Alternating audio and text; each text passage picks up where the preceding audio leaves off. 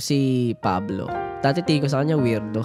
Pero nung mas nakilala ko siya, as in, sobrang genius nito. Talagang meron din siyang vision when it comes to things na gusto niya at ginagawa niya. Talagang nakuha niya lahat yung respect na pwede naming ibigay. Si Ken, una pa lang, alam ko na, talented. Sobra. Nakita ko siya, nagpa-perform. Sabi ko, grabe tong taon to. Lumilipad. Tapos nung nalaman ko na kumakanta siya. Okay. Ayun na, sabi ko, siya na yung panlima natin.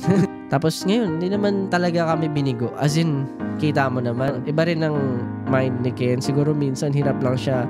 Kasi introvert siya eh. Hirap siya minsan makipaghalubilo, ganon.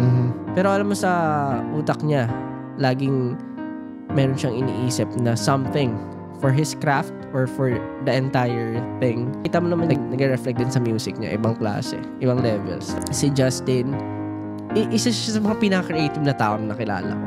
As in, pag meron akong creative decisions, tatanungin ko siya, para mapapakonsult, okay ba to? Tapos meron siyang input na minsan may mas maganda. Alam mo yun? Saka, wala akong masabi. So, ugali ni Justin. Talaga namang mabait.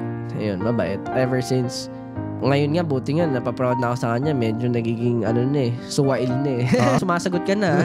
I'm proud of you. Si Stel, ay wala. Pag si Stel talaga, ever since na in-idol ko siya. Oo. Hanggang ngayon, idol ko pa rin yun.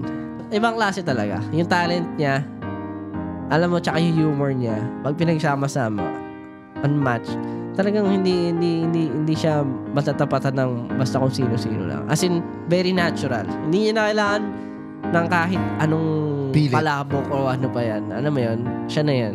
Alam mo, buhat-buhat niya rin kami noong mga panahon na, alam mo yun, na wala kami ng mga resources pa. Dalang-dala talaga kami instead. Hanggang ngayon, tinitingala ko pa rin siya. Idol.